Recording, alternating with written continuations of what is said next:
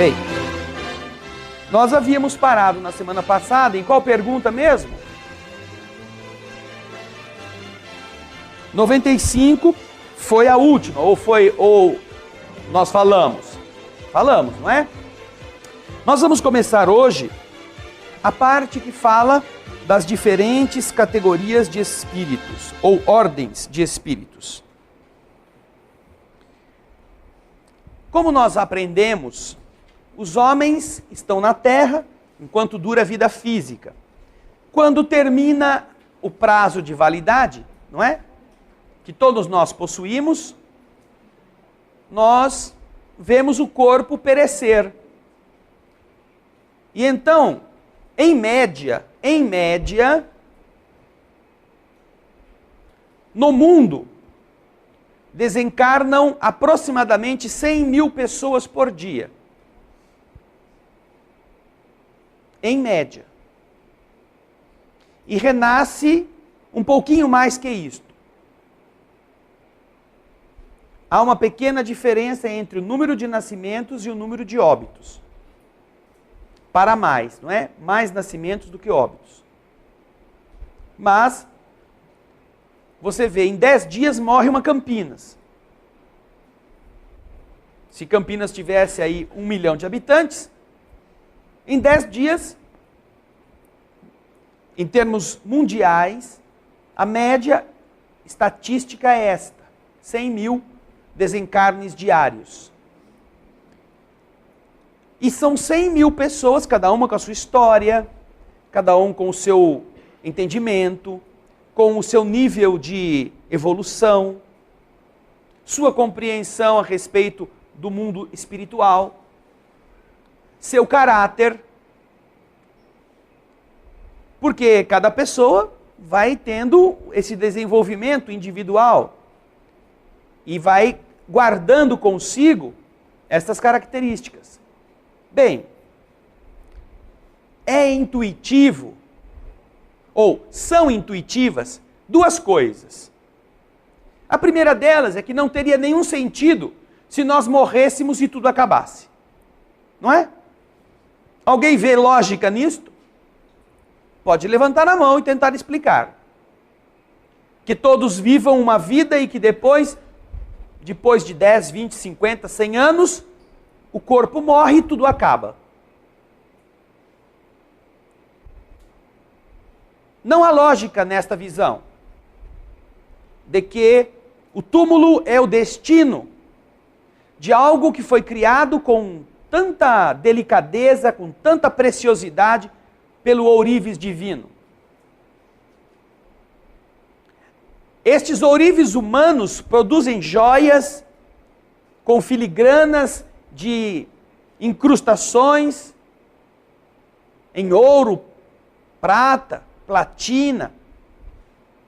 E estas joias são tão preciosas, apesar de serem coisas, que elas vão passando, não é? De geração em geração, de geração em geração, quando isso é possível. Herdando uns dos outros. Agora a gente acha que a joia biológica, que é muito mais delicada e complexa do que um anel, do que um pendente, do que um broche, ela chega no fim da vida, desaparece. Bem, acabou. Como se você pegasse uma marreta e depois que a rainha da Inglaterra morrer, você pega a marreta e marreta todas as joias da coroa. Não tem mais rainha, ela morreu. Não tem mais sentido. Diamantes, todas as diademas, todos os grandes e suntuosos berloques da realeza. Isso é algo que não tem nenhuma lógica. Essa é a primeira coisa intuitiva. Que nós continuaremos vivendo. E a segunda coisa que também é intuitiva é a de que não é justo que todas estas pessoas sejam separadas em duas partes e uma vá para o inferno e a outra vá para o paraíso. coisa que de verdade quase se equipara, filosoficamente falando, ao aniquilamento. Quase se equipara. Porque muitas pessoas, entre a opção de irem para o inferno e a opção de não existirem, preferirão não existirem. Não é? Muita gente que já deu os seus pulinhos, que adora fazer o que não pode, o que não deve, e que sabe que se tiver vida depois da vida, o mergulho vai ser profundo, ele vai preferir acreditar que não exista nada. Porque não existindo nada, o que acontece? Ele pode continuar sem vergonha, pode continuar ladrão, pode continuar agressor, e quando morrer, levou vantagem, sorte minha. Vejam só como é pior a ideia de que só existe o paraíso e o inferno. Porque ela induz o indivíduo a querer acreditar em outra coisa. Porque a pessoa que não tem caráter para se tornar melhor durante a vida, não vai querer tê-lo para ser melhor depois da morte. Ou para pagar as contas depois da morte, se andou fugindo em vida de tudo quanto é perseguição da justiça, não vai querer ser o responsável agora, depois de ter morrido, para começar a pagar pelos crimes, que em vida nunca conseguiram pegá-lo. É intuitivo, em qualquer raciocínio primário, a ideia de que não pode ser assim. Havendo a sobrevivência não pode estar sendo compartilhada apenas entre os que vão para o paraíso e os que vão para o inferno. Por falar nisso, vocês querem ver só? É que eu não vou poder ver vocês, que estão em casa, mas os que estão aqui eu vou ver. Por falar nisso, vejam só. Eu quero que levante a mão aqui, Raul, e você vai mostrar para o povo. Quem é que acha que vai para o paraíso quando morrer? Pode levantar a mão. O Leandro levantou, mas para coçar a cabeça. Eu não estou perguntando quem quer ir. Eu estou perguntando quem vai. Levanta a mão. O paraíso é para quem é puro de coração, para quem não mente, para quem não fala mal dos outros, para quem não faz bobagem, para quem não tem sentimentos ruins, para quem não bota chiclete debaixo da cadeira quando apaga a luz aqui no centro. Paraíso é para gente assim. E então? Se vocês não vão para o paraíso, se nós não vamos para o paraíso,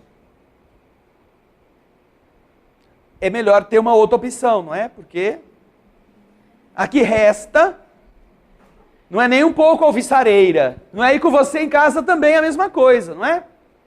O que resta para nós, se você tem a noção de que não é bom o suficiente para ir para o paraíso, vai ter que dar uns pulos para descobrir um outro tipo de construção que nos ajude a entender como que Deus, sendo justo, não equipara no mesmo buraco criaturas que são Fernandinhos beira-mar da vida com pessoas que cometeram delitos menores. É tão intuitivo este problema que a própria Igreja Católica, nos idos da sua história, percebeu que não era justo conceder ao destino humano somente essas duas opções. E aí inventaram o purgatório. Uma construção que parece bem mais justa, do ponto de vista lógico, do que os originais céu e inferno. Mas ainda no purgatório tem um problema. Porque, segundo a teologia, as almas, para saírem do purgatório, ficam dependendo da ajuda dos que estão na terra. Se ninguém fizer nada, o cara não sai do purgatório. E fica se coçando no purgatório até a eternidade.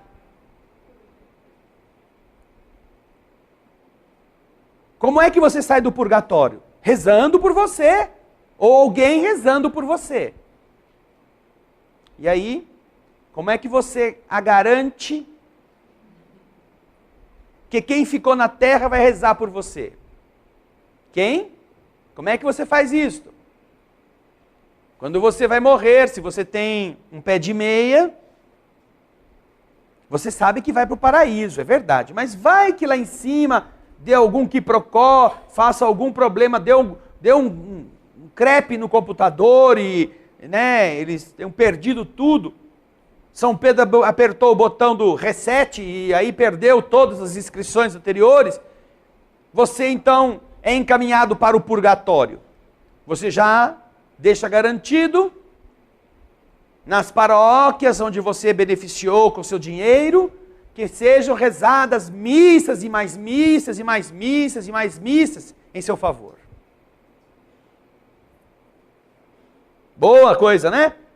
Olha como é justo. É justo porque dá ao espírito um outro destino que não o inferno. Mas, na verdade, a igreja percebeu que o paraíso e o inferno não eram vantajosos para ela, como era o purgatório. Porque ir para o paraíso, o cara já é santo, não vai deixar nada para a igreja. Ir para o inferno já é um diabinho mesmo, já não prestou para nada. Agora, ir para o lugar de onde dá para sair, olha aí a oportunidade.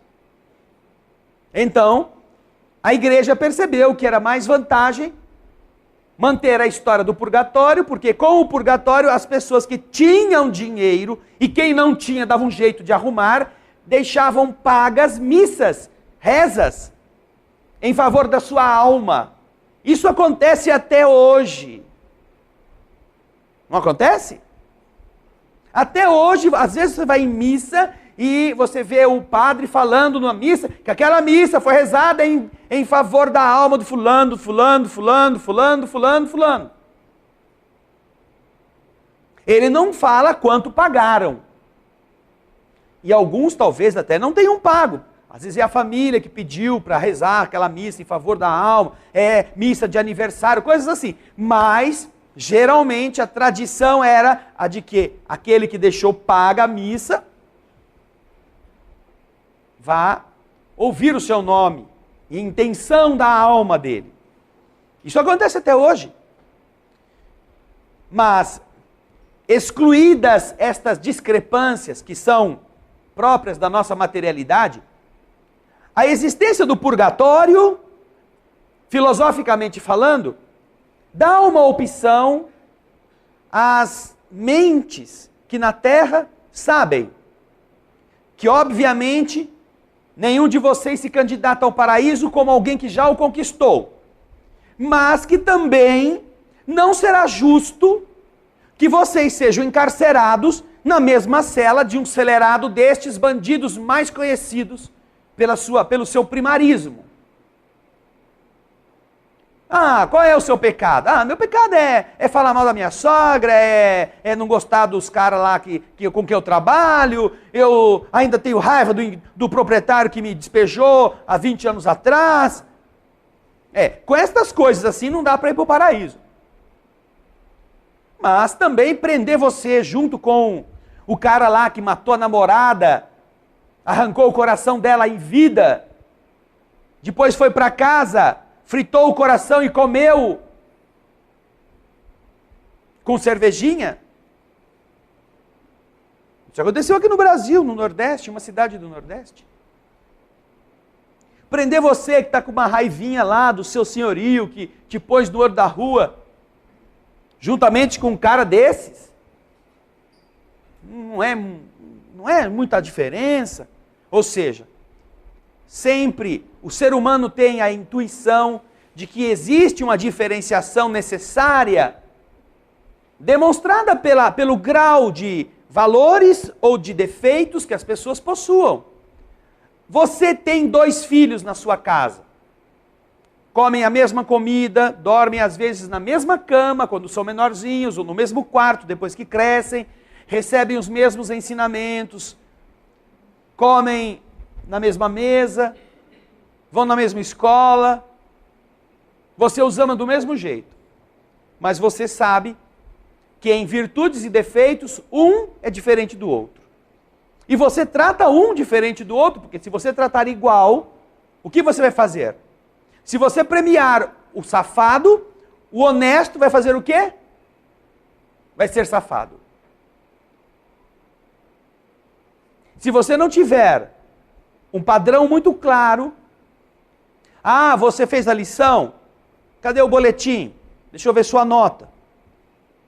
Você foi bem, você fechou, você tirou boas notas. Você merece passear em tal lugar. Mas e você? Tem lá um boletim bicolor. Você já passeou bastante antes. Você não merece. Agora, se você... Preste atenção, hein? Preste atenção no que eu vou fazer você pensar. Se você fizer com esses 2 filhos um tratamento igual, dando ao que não foi bom aluno, a mesma coisa que você dá ao bom aluno, o que você estará fazendo com os 2? O quê? Vamos lá, opiniões. Espera aí, Vanderlei, deixa eu chegar ao microfone. O que você estará fazendo com os 2? Estou piorando o bom. Você estará piorando o bom. O que mais? O que mais? Só o Vanderlei que sabe. Vai lá, aqui ó. Está privilegiando o ruim. Você vai privilegiar o ruim e vai prejudicar o bom. O que mais? Aí é LBNU, Gaspar, não é para mim. Vai ouvir reclamação até dizer chega. Vai ouvir reclamação até dizer chega. De quem? Dos 2. Por quê? Dos 2. Porque o que é bom vai reclamar que eu estou tratando igual, porque ela não fez, porque eu não sei o quê. O outro vai reclamar porque eu estou fazendo diferença dela, sendo que eu sou mãe também e tal, e começa. Mas o que é o vagabundo, desculpa a expressão, não tem muito do que reclamar não, né? Porque ele vai passear como o outro, sem ter feito nada. Então a notícia que você está dando a ele é, olha, você pode continuar sendo um mau aluno, que eu vou dar sempre prêmio para você também. E o outro você vai dizer para ele o quê? Não adiantou nada você cumprir o seu dever com retidão, fazer como devia ter feito, que os 2 vão receber a mesma coisa. Não é verdade? Isso é difícil de entender ou não? É ou não é? Ou vocês acham que se você fosse tratado como o filho mais velho, ou o filho que tirou boas notas, desse jeito você ia gostar? Alguns até já foram, né? Porque os pais pensam sempre com aquela mente tacanha e atrasada. Não, é que eu sou pai igual dos 2, eu tenho que tratar os 2 iguais. É assim eu sou justo. Não, não é não. Você quer estragar a sua família, é você ser assim.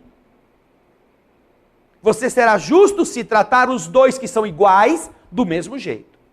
Mas será justo também se tratar diferentemente os 2 que forem diferentes. Porque são coisas que não se equiparam. A justiça está em tratar igualmente os iguais e desigualmente os desiguais na proporção da desigualdade. Onde é que você vai ser igual? O bom aluno e o mau aluno, os 2 vão comer. Você vai fazer o almoço? É para os 2. Os 2 vão continuar morando na sua casa, porque eles são seus filhos. Os 2 vão poder tomar banho no chuveiro, porque são seus filhos e tudo bem. Mas, tirando as necessidades básicas que a ambos estão ligados, o que vem a mais, como estímulo, como reconhecimento, só pode ser dado àquele que se esmerou para cumprir, não é verdade? Porque se você der para o outro, você estraga o bom e você mantém o que é ruim mais vagabundo ainda. Mais sem vergonha, mais na maciota, mais bandido. E o dia que você cortar isto dele, ele vai reclamar contra você. Mas o senhor nunca foi assim. Eu sempre fiz, eu sempre pude igual a ele. Por que agora você quer mudar esse negócio? O dia que você quiser ser justo de novo, na equidade, você vai ser cobrado. É intuitivo que a justiça corresponda sempre a um tratamento diferente das coisas que são diferentes. Não é mesmo? Então é intuitivo isto. É isto que Kardec agora vai falar a partir daqui. Não é justo que haja só o céu e o inferno. Não é justo que não haja nada. E se nós somos criaturas de Deus, filhos de Deus, e cada um com um empenho, um mérito, cada um com uma condição diferente, nosso amanhã também haverá de ser diferente. Porque se forem tratados iguais, os inferiores, eles darão o padrão. E aqueles que estão lutando para serem melhores, não se esforçarão mais para fazer nada. É ou não é? Então, é assim que funciona. E isso não é novidade. Não é novidade. Parece que às vezes essa lição é esquecida por alguns que governam os povos. E que acham que privilegiando com dinheiro pessoas que não trabalham, eles estarão produzindo uma sociedade mais justa. Há um grande erro nisto. Não querendo dizer que não seja necessário cooperar para que quem morre de fome não morra. Mas há um limite muito delicado entre a benemerência e o controle das pessoas. Um limite que, se não for respeitado com decência, e os governantes geralmente não o respeitam, empurra irmãos contra irmãos. Porque depois, quando a ilusão terminar, aquele que estava se beneficiando facilmente, não vai querer ficar sem. E também não vai querer trabalhar para ganhar. Se estava ganhando sem fazer nada, também não vai.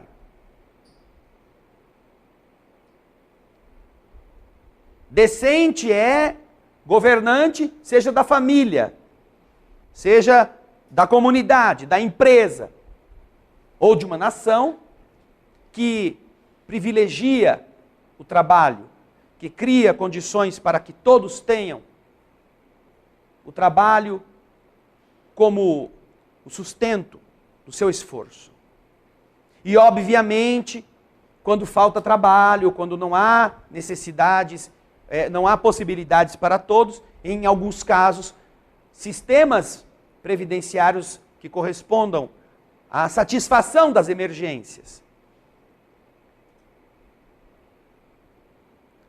Por isso é que é muito importante que nós não nos iludamos.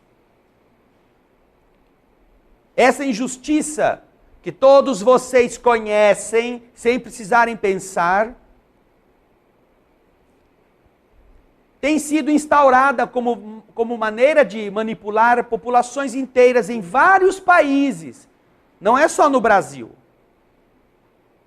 Em vários países.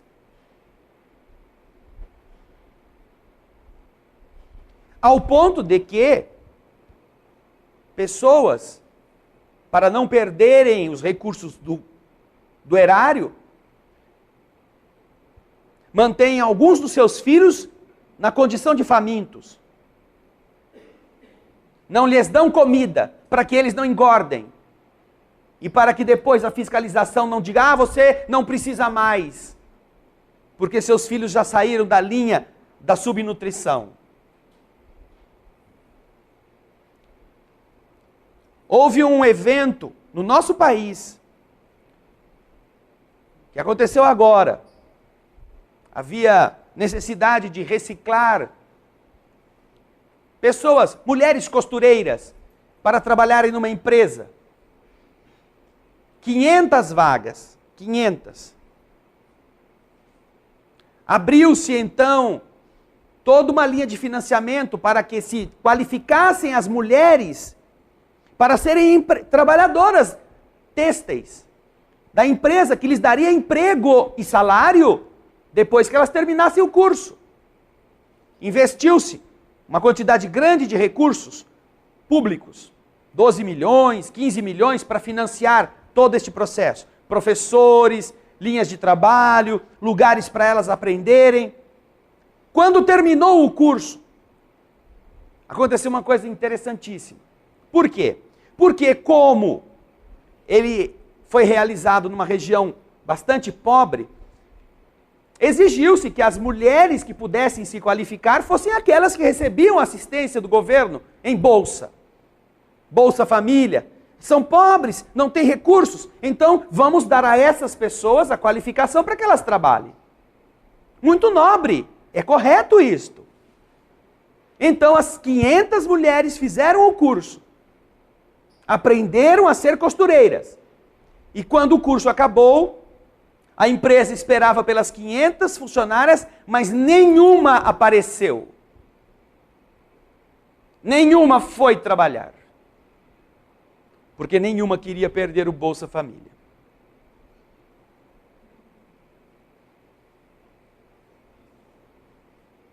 Esse é o fruto da inversão de valores, que vai, se não for corrigido em qualquer nação da humanidade, produzir tragédias no atrito entre irmãos. É justo? Não. Não é justo que morram de fome? Não, também não é. Agora, sabem de uma coisa interessante? Os que recebem bolsa. No mês de setembro, o valor que mensalmente é de R$40 a bolsa, em setembro foi de 112. A Bolsa Família. No mês de setembro, ninguém sabe por quê. Deve ter sido a inflação, não é? O que era R$40, o olerite da pessoa, olerite, porque vem em olerite, a pessoa recebe, tem lá, não é bem olerite, é um extrato bancário. Vem lá, Bolsa Família, R$40, não, em setembro, R$112. Por que será, não?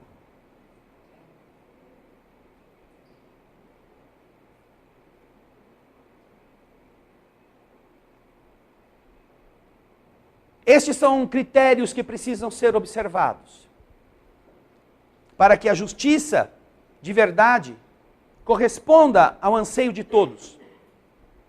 Muitas pessoas sempre criticaram, inclusive o próprio governo, os que hoje fazem parte dele, as instituições benemerentes, não é? Que diziam, ficam dando comida, sustentando a pobreza, tem que dar emprego, tem que dar salário, tem que dar trabalho para essas pessoas, tem que qualificá-las.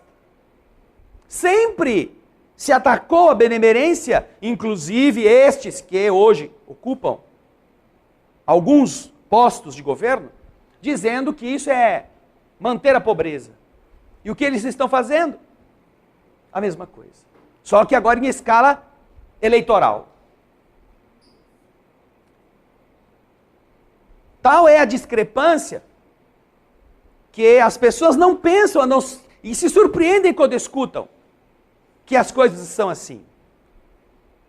E isso não é invenção, isso é fato. Agora, falando do ponto de vista espiritual, isso também acontece. É preciso, e o mundo espiritual não tem esse tipo de problema, porque lá o mérito é avaliado como deve. E lá não tem eleição. Você é o seu candidato e você é seu eleitor. O bem que você fizer de verdade corresponderá ao único voto que vale a pena você ter. lá no plano espiritual, os espíritos estarão em dimensões diferentes. Não porque votaram em um ou em outro, mas porque fizeram o que deveriam ter feito. E é natural que, entendendo as leis do mundo espiritual como um processo de evolução, não poderia Deus ter condenado a humanidade toda ou a ser pura de repente ou a ir para o inferno, desrespeitando as diferenças. Por isso é que a pergunta que vem a partir deste tema é exatamente essa. Pergunta 96. Os espíritos são iguais ou existe entre eles uma hierarquia? Iguais no sentido, estão todos no mesmo padrão evolutivo? São todos ruins ou bons? Ou há diferenças entre eles? O que vocês acham? Levanta a mão quem quiser dar uma opinião que não precisa ser a do livro. Aliás, é bom que não seja. A leitura do livro é importante, é boa, mas eu gostaria de ouvir o que as pessoas têm em relação a esta questão. Os espíritos são iguais ou existem diferenças em grau de perfeição ou em hierarquia entre eles? Vamos lá. Lá, Gaspar, por favor. Eu acho que é uma grande diferença, assim, de hierarquia, assim, levando-se em conta, assim, acho que das mínimas atitudes, assim, de um ser humano, assim, né? Realmente, assim, levando-se em conta, assim, o interior, assim, o caráter, assim, as mínimas atitudes, o sentimento, e isso, assim, durante todo o percurso, assim, nesse mundo, né? Mesmo, assim, que ele tenha sido, assim, errado muito, né? Eu acho que, assim, no sentido, se ele conseguiu enxergar, encontrar o caminho dele, eu acho que já é um começo, e eu acho que já muda um pouco a sua história, né? Então, eu acho que é bem minucioso esse basicamente, processo. não nos esqueçamos de uma coisa. A hierarquia, ela está pressupondo a existência de muitos espíritos. Nós não estamos falando dele com ele próprio. Porque eu sei o que eu já fiz de certo e de errado. E vou receber de acordo com o que eu fiz. Agora, a hierarquização só existe, só tem sentido quando você está em relação com outro. Não é? Se você tem 2 filhos, quem vai ser melhor aquinhoado por ter feito melhor as coisas e quem não vai? Agora, se só tem um filho, você não tem como hierarquizar nada em relação ao outro. Você poderá criar critérios para que seu filho, tendo atingido, consiga, e se não atingiu, não consiga. Não consiga os benefícios, não é? Aí é um outro processo. Mas Kardec quer saber, uma vez que nós todos vamos morrer e todos nós somos diferentes uns dos outros, ele quer saber se a hora que a gente chegar lá, passou pela aduana do cemitério, ficou todo mundo bonzinho. Puro como, né, o talco. Ou, do lado de lá, vai ter uns que vão estar melhor e outros que vão estar pior.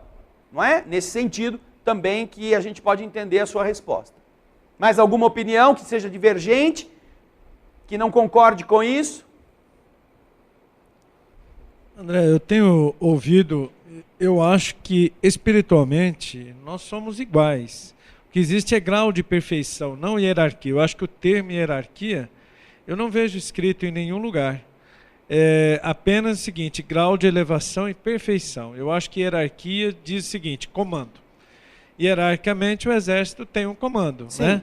São todos homens. Agora, em nível de poder tem mais. Agora, o que eu acho que o espírito busca, o espiritismo e o ensinamento de Deus, não é a hierarquia do poder, é a hierarquia do desenvolvimento. Então, eu acho que o termo hierarquia não é Veja bem só, usado. hierarquia existe ou não existe? A gente pode compreender o seguinte, eu posso, aqui na outra pergunta, na 97, diz o seguinte, olha, existe o espírito perfeito, é um nível de evolução. Agora não quer dizer que isso, a hierarquia lembra poder. Sim. Poder de mando e comando. Sim. Tá certo? Sim. A gente não está discutindo o poder de mando, a gente está discutindo o poder. Nós não estamos discutindo a evolução. Nós estamos discutindo exatamente a diferença de nível evolutivo entre as criaturas. O grande problema é que nós, Rui, nós nos equivocamos com preconceitos em termos de algumas palavras, achando que hierarquia é uma coisa ruim, por quê? Porque quem está acima manda em quem está abaixo. E nós vivemos situações em que o nosso chefe foi sempre mais arrogante. As pessoas que se promovem ficam intratáveis. Mas isto não significa que a hierarquia, esta é a única hierarquia, ou a única noção de hierarquia que exista. Essa é a degeneração da ideia de hierarquia. Agora, a palavra hierarquia, que é graduação da autoridade, ela tem, de verdade, a ideia de poder. Mas não esse poder miserável que a gente exerce um sobre o outro. A hierarquia tem a ideia de poder. As pessoas confundem autoridade com autoritarismo. São coisas diferentes. E nós precisamos estar atentos para isto, porque uma falsa ideia de democracia está muito mais perto da bagunçocracia, da demagogia, que é a corrupção da democracia. Se você vai à filosofia dos gregos, vai entender que a democracia é uma coisa, e a corrupção da democracia se chama demagogia. A mesma coisa em relação à autoridade. O exercício da autoridade não se confunde com o autoritarismo. Mas as pessoas rebeldes, as pessoas que não querem obedecer, nem quando precisam, atuam com a noção de que a autoridade é autoritarismo. Você está criando seu filho, você fala para ele, vai escovar o dente. Não vou!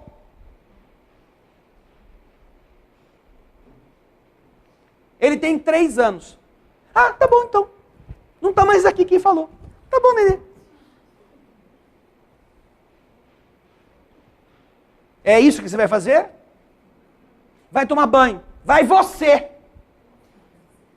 Ah, tá bom. É bom mesmo, eu já não tomei banho hoje ainda, estou indo lá. Obrigado, nenê, por ter me lembrado.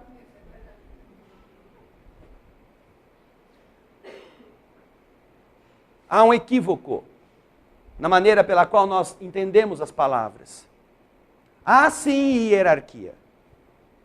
Os mais elevados dirigem os menos elevados. Porque não é lógico que os menos elevados dirijam os mais elevados.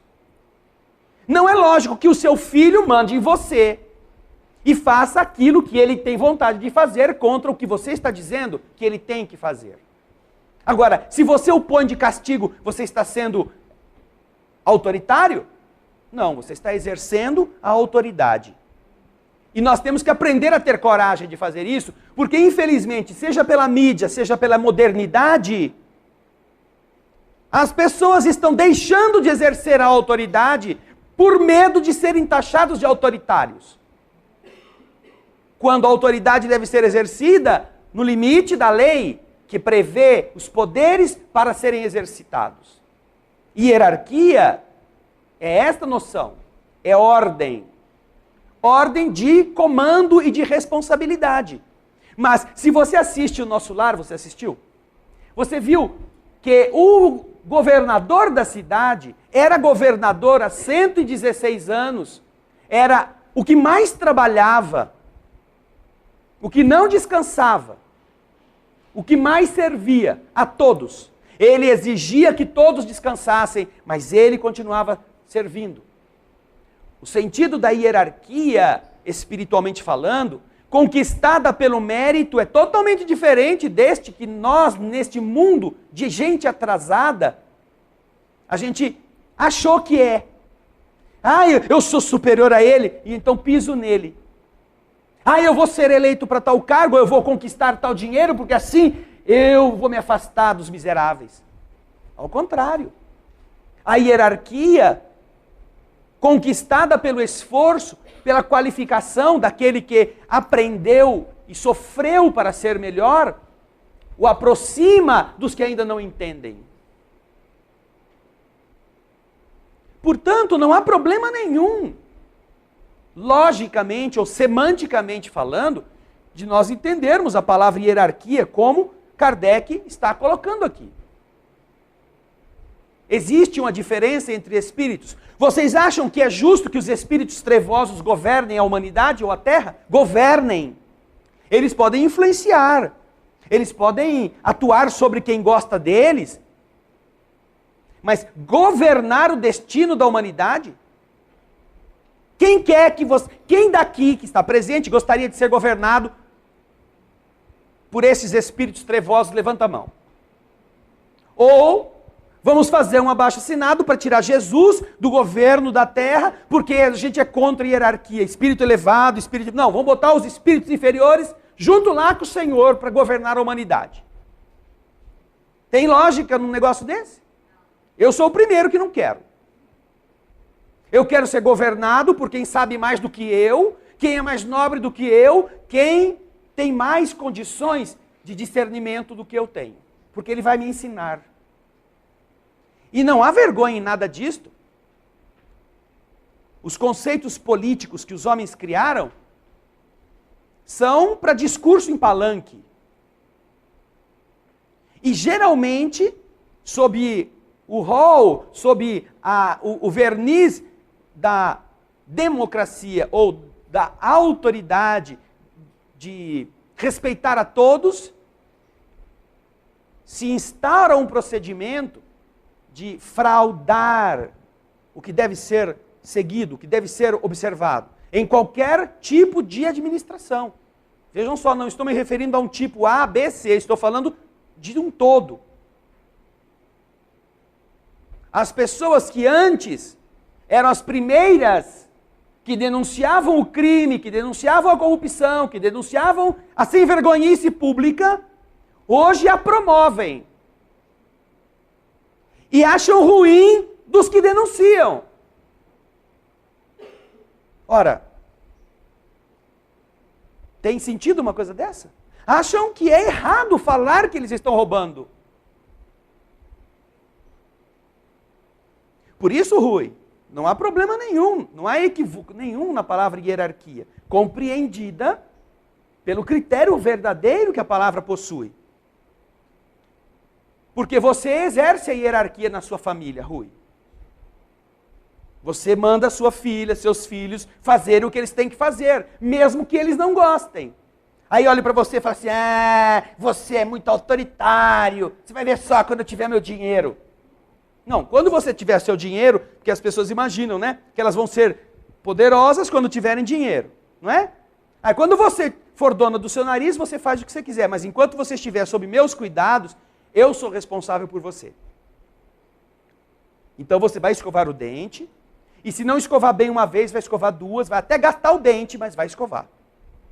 Mas você está sendo muito, muito autoritário. Não, eu estou cumprindo o meu dever.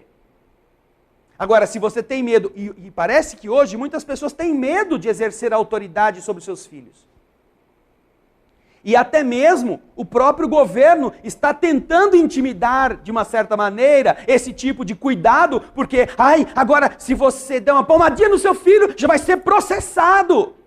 Não é? Porque estão aí, é claro, não estamos falando de espancamento, nada, é preciso aprender a educar também, mais do que apenas bater nas crianças, mas estas pessoas que querem cercear nos pais a autoridade, confundindo-a com o autoritarismo, não estão prestando um bom serviço à educação dessas crianças. Não. Criança precisa de limites, em qualquer lugar.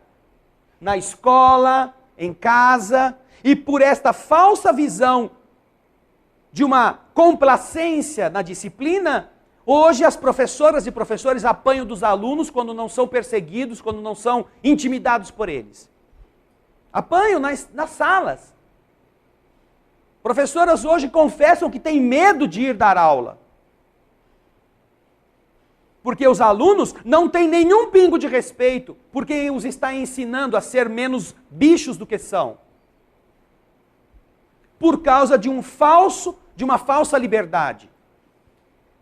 De muitos direitos, a favor de tantas pessoas despreparadas para exercê-los. Kardec usa bem a palavra hierarquia.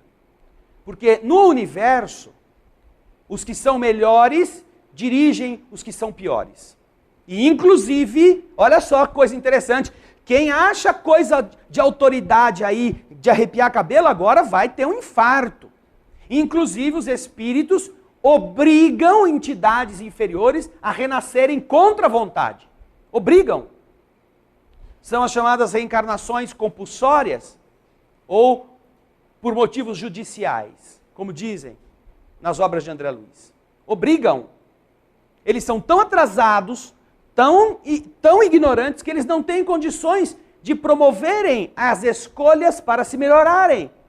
Vão continuar escolhendo, se eles pudessem, ser reis, príncipes, pessoas agressivas com poderes para continuar exercendo todo tipo de equívocos, fazendo pessoas sofrerem. Então, espíritos elevados obrigam estas almas que às vezes não querem renascer, a que renasçam. Renasçam em condições adversas. Do mesmo jeito que você obriga o seu filho preguiçoso a levantar da cama e ir para a escola. Você vai para a escola. Nem que eu te leve na porta da escola, fique te esperando você sair. Antigamente os pais faziam isso. O problema não é a hierarquia ser como é. O problema é a gente passar a ver as coisas por um prisma adulterado, por um prisma falso, do que seja a ordem, do que seja a correção das coisas. Estamos tão acostumados a ver tudo de perna para o ar, não, que agora a gente não pode falar mais dessas palavras. Isso está na nossa bandeira. Ordem. Ordem. Ordem se obtém através de processos que disciplinam. Todos os funcionários não têm horário para entrar? Horário para sair? Não tem um rol de deveres a cumprir? Ou eles chegam a hora que querem, vão embora a hora que querem, mas sempre vão querer o salário do dia certo. Desconta desse funcionário irresponsável alguma coisa sem justificar, que você vai, não, vou fazer um manifesto aqui. Por quê? Porque as coisas estão invertidas.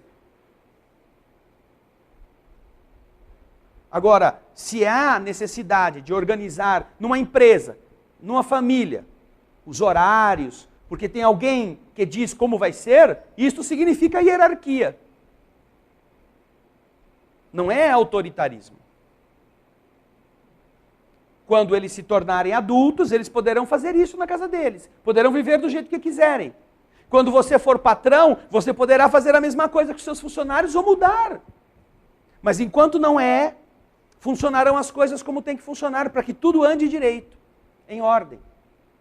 Por isso que Kardec pergunta, se quando desencarnam os espíritos do lado de lá, é todo mundo igual ou existe uma hierarquia? É óbvio que deve existir, porque você não consegue organizar nada se puser um incompetente para tomar conta. Ou consegue? Hã? Faça um teste na sua casa. Quem tem filho pequeno aqui? Levanta a mão. Isso. Fala para ele assim, nenê, ó, esta semana você vai mandar aqui, tá bom? Tá. Papai e mamãe vai obedecer você. Faz o teste lá, Rui. Deixa ele mandar em você. Você vai entender bem logo o que é hierarquia. A boa no sentido correto da palavra. E deixa ele, vamos ver como ele vai decidir. Bom, então hoje eu não vou na escola. Você também não vai trabalhar, que você vai ficar brincando comigo. Ah, tá bom, papai não vai trabalhar. Fica brincando com você, jogar bola, brincar de carrinho. A gente só vai almoçar, só vai jantar a hora que tiver fome. Tomar banho? Nunca. Porque tomar banho é sempre na hora do brinquedo, né? Ah, não. Se você deixar esse monstrinho tomar conta uma semana da sua casa, se você sobreviver uma semana, talvez tenha como consertar os estragos, mas não pode. Por isso que Kardec pergunta. Mais alguma outra objeção? Vamos ver a resposta. Resposta da pergunta 96. Os espíritos são iguais Ou existe entre eles uma hierarquia? A resposta é: são de diferentes ordens, segundo o grau de perfeição ao qual chegaram. O grau de perfeição estabelece a hierarquia. Quanto mais perfeito, mais superior. Quanto menos perfeito, mais inferior. É o caminho correto, o caminho justo. Você confia mais nos funcionários que são cumpridores dos seus deveres do que nos funcionários relapsos. É ou não é? Quem que você vai promover na empresa? Você tem funcionários e vagou um cargo de chefia. Quem você vai pôr ali? Se você é um bom empresário, vai escolher um funcionário competente, cumpridor dos seus deveres, que não dê problema, que resolva as coisas com agilidade. E entre os que tiverem essas qualidades, você vai ter que eleger um. Não vai poder pôr todos lá. E estas qualidades virtuosas selecionarão, para que você possa confiar numa pessoa na condição de ser chefe. Às vezes algumas pessoas têm qualidades, mas você descobre nelas certos defeitos, que você vai ter problema se colocá-las como chefe. Tem pessoas muito competentes, mas que se você puser como chefe, vai pisar em todo mundo que está abaixo deles, a partir do dia que foi promovido. E vai ter todo mundo descontente contra o chefe e, obviamente, estragando o serviço. Então, não é só a competência para resolver o problema que joga um papel importante na evolução. É o conjunto de elementos que dão a cada um o discernimento de como liderar. Por isso, o grau de perfeição, segundo a resposta dos espíritos superiores, é o critério de hierarquia. Agora vem a pergunta 97. Existe um número determinado de ordens ou de graus de perfeição entre os espíritos? Né? A gente sabe que para sair do pré-primário e chegar no grau máximo do estudo, você tem que passar pelo primeiro ano, segundo ano, terceiro ano, quarto ano, quinto ano, sexto ano, sétimo ano, oitavo ano, aí o colegial, depois a faculdade, o ginasial, né? O ginasial que se juntou aí com o primário, depois o colegial, depois o nível superior. Bom, cada etapa, você conta aí 15, 16, 18 etapas, até você formar-se no nível cultural mais alto. Kardec quer saber, entre os espíritos, existe um número limitado de escalas entre o atrasado e o espírito mais purificado, ou não? Sim ou não? O que vocês acham? É um número fixo? Ora, há tantas diferenças, não é? É claro que quando você compara com uma escola, você consegue graduar o conhecimento passo a passo. O do segundo ano sabe mais do que o do primeiro, que sabe mais do que o do pré, e assim sucessivamente. Mas você só está avaliando o conhecimento intelectual, aprendizado intelectual. A evolução não envolve só a técnica, a cultura, o discernimento da inteligência, envolve o conhecimento e a vivência morais também. As leis morais fazem parte da evolução do espírito. Portanto, não se trata apenas de criar uma grande universidade. Ele já passou pelo pré-primário, porque já aprendeu tal coisa, vamos mudá-lo agora para um outro planeta, onde ele vai aprender outras técnicas, e aí quando ele já for o suprassumo das técnicas, ele já está puro. Não. Porque não é só em inteligência que o espírito evolui. Ele precisa... Você vai ter gente que é muito inteligente e sem vergonha, gente muito inteligente e meio sem vergonha, gente que é inteligente, não é muito inteligente, mas é muito boa, gente burralda, burralda, burralda, mas que é uma santa pessoa. Como que você consegue, não é? Organizar estes diferentes graus, se você tiver uma coisinha assim, rígida, dura. Não, é aqui, dá mais meio ponto para ele cair para outra parte. Não é como se o universo fosse essa continha de chegar que os professores fazem nos tempos em que alguém reprovava alguém. Outra herança de um modelo equivocado em que, estudando ou não estudando, você passa de ano.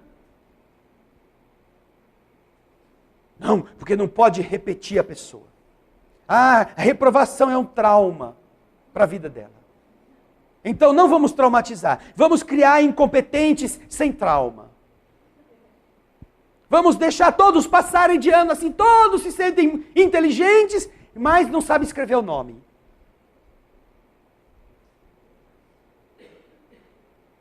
Outro defeito de um modelo. Modelo mentiroso, modelo falso, que ao invés de privilegiar o ensino de qualidade para todos, rebaixou o nível do ensino para que ninguém se reprove. E também ninguém aprende. Porque o bom desse negócio não é ensinar os outros. Ensinar o quê? Ensinar para quê? Vai ter o bolsa isso, bolsa aquilo, bolsa aquilo, bolsa aquilo, bolsa aquilo, bolsa aquilo e bolsa mais aquilo. Para que ele precisa saber alguma coisa? Ensinar para quê? Para ele não aprender nada, porque quando aprende tem discernimento, aí começa a querer sair daquele marasmo. Por isso é que o processo educativo está nessa condição em que nós estamos vendo. De não ensinar e promover. Então, o que adianta você estudar? Olha o raciocínio do aluno.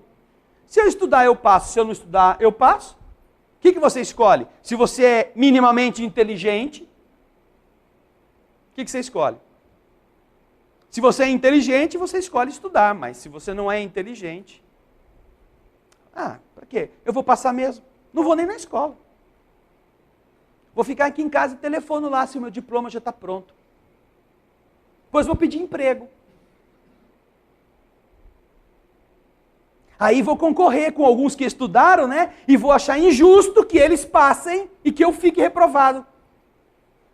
Porque eles fizeram escola paga, eu fiz escola pública. É por isso. Aí de novo vem as distorções de uma sociedade que não está sendo guiada por uma visão em que a justiça e o equilíbrio estejam promovendo o ser humano para ele ser melhor. Está criando uma boiada para apoiar um ou outro interesse. Só isso. E a hora que você quer tirar o milho do coxo, você vai ver os bois achando ruim. Porque aceitam ser bois desde que lhe deem o sal, o milho, o capim, e eles possam ruminar à vontade. Não querem deixar de ser bois. Porque é mais cômodo. Daí Kardec pergunta, na pergunta 97, existe um número limitado de escalas evolutivas ou este número é ilimitado? E obviamente a resposta, que também é clara para qualquer pessoa que possa entender a dinâmica evolutiva, não é? A resposta é, o número de categorias ou de ordens ou de graus é ilimitado. Pois não existe entre essas ordens uma linha de demarcação traçada como uma barreira. E assim se podem multiplicar ou restringir as divisões à vontade. Você sabe que o arco-íris tem quantas cores? Quantas? Quantas cores tem o arco-íris? Quantas cores? Vamos ouvir então. Uns disseram que é 7. Outros disseram que é ilimitada. O que mais? O arco-íris tem quantas cores? Quem acha que é 7, levanta a mão. Vamos agora, vocês vão assumir. Vocês vão assumir em quem vocês vão votar agora. Quem acha que é... Levanta a mão, porque eu não estou vendo mão levantada. Quem acha que é ilimitado, levanta a mão. Quem não sabe, levanta a mão. Quem vai votar em branco, levanta a mão. Lembrando que o branco é exatamente a condensação das 7 cores do arco-íris. Sim. São 7 as cores do espectro visível. E o arco-íris é visível, não é? Você só enxerga o arco-íris porque você está vendo. Não é? Ou não? Agora, se tem 7 cores dentro daquela desgraça que está lá no céu, tudo bem, disseram e eu acredito. Agora, onde é que começa uma e acaba a outra? Hã? Onde que o amarelo deixa de ser amarelo e passa a ser laranja, o laranja passa a ser vermelho, o vermelho passa a ser azul, roxo, lilás? Onde? Você não consegue traçar uma linha. Você sabe onde está o vermelho. Você sabe onde está o verde. Você sabe onde está o amarelo, o laranja, mas você não vê uma linha que divida. Eles se misturam. Certo? São 7. Porque quando você precisa fazer uma comprovação disto, e os que responderam que é ilimitado, vocês vão poder fazer esse teste, pegue uma cartolina redonda, pinte estas 7 cores, arrume um jeito de girá-las, e você vai ver que ela vai ficar branca. Na sua casa você faz isso. Nos tempos em que os professores ensinavam você a fazer alguma coisa na escola ou em casa, eles davam essa lição. Agora que você passa sem precisar estudar, já não tem mais essas coisas curiosas. Mas se você pegar uma cartolina redonda, fizer um furinho no meio, para que ele possa servir de eixo, pintar 7 pedaços iguais, com as cores que você tem conhecidas, as cores básicas, as cores do arco-íris, e você girá-la depois, você vai ver que a cartolina fica branca. Já fez isso aí? Tá vendo? Que ano você está na escola? 6ª série. É uma experiência. Você faz isso e leva lá que você vai fazer. Eu aprendi uma mágica. Fala isso para os seus amigos. Vocês querem ver? Essa cartolina agora está toda colorida, né? Vai ficar branca. Ah, atenção! Ah! Shazam! Tchum! Aí gira, fica branca. Né? É. A Ana Paula está me colocando aqui, obrigado Ana Paula, que é este disco se chama disco de Newton. Newton foi aquele que descobriu com o prisma esta diferenciação de cores. Num quarto escuro, que é outra experiência que vocês podem fazer, deixe uma frestinha por onde entre um raio de luz, coloque um prisma, que é um pedaço de vidro triangular, e você vai ver que quando o prisma passar, quando a luz passar pelo prisma, ela se abre no espectro. Você faz o arco-íris. Viu que poderoso? Faz isso para os seus amigos também. Eu sou poderoso. Eu faço a cartolina ficar branca e eu faço a luz do sol mudar de cor. É, então. Fala com o seu pai para ele arrumar um prisma para você. E aí lá na escola, você leva assim no recreio, você põe o prisma assim na luz do sol, e os raios que passarem por ali vão se projetar no chão com cores, as 7 cores do arco-íris. Simples, simples. Então, estas realidades são importantes que a gente se lembre, por quê? Porque apesar de, no caso do arco-íris, a gente saber que são 7, por causa da nossa limitação visual, eles não têm separação entre eles. Eles se mesclam, eles se misturam, que é o que os espíritos estão respondendo para a gente. São ilimitadas as camadas. É um arco-íris sem limites na evolução espiritual. E de uma faixa para outra, você não tem um limite. Tem uns que estão mais ou menos para cá, outros que estão mais ou menos para lá, naquela linha meio cinzenta, em que mistura o amarelo com o vermelho para dar o laranja. Agora tem o laranja claro, o laranja mais escuro, o laranja médio, né? Tudo é laranja, mais ou menos. Então, esta é a primeira visão que os espíritos dão a respeito dessa noção. Agora, eles dizem, logo a seguir, todavia, se consideramos os caracteres gerais,